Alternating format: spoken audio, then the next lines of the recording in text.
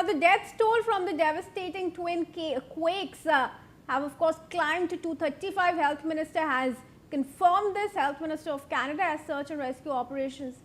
Health Minister of Venezuela, pardon me, as operations continue for those still missing and trapped under rubble.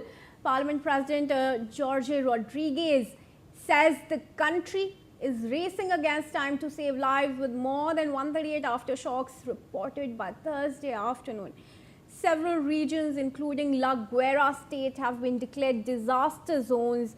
Authorities say at least 346 buildings have been damaged, including 8 hospitals, some of which have been evacuated. Arzu Seth is now joining us on this.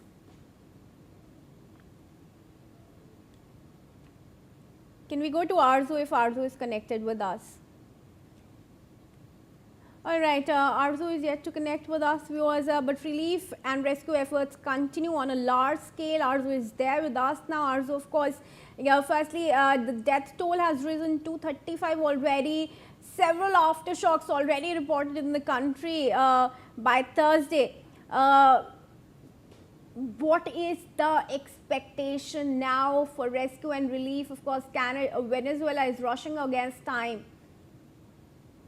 Well, yes, the death toll have now rises to 235 in Venezuela, and we have seen how horrific the visuals are, and in fact, the Venezuela's capital has seen one of the deadliest earthquake, and also the efforts in the aftermath of the powerful twin earthquake that have now at least killed 235 people.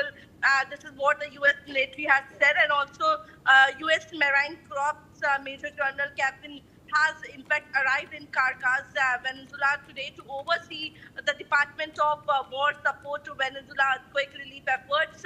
And also, adding that, what is said is that Zurad is serving as the senior Southcom official on the ground.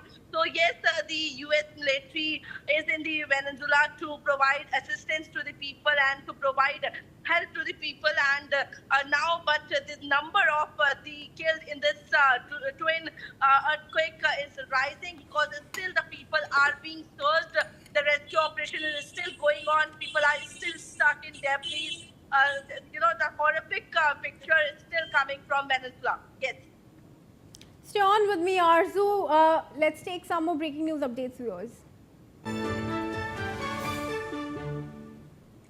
Now, rescue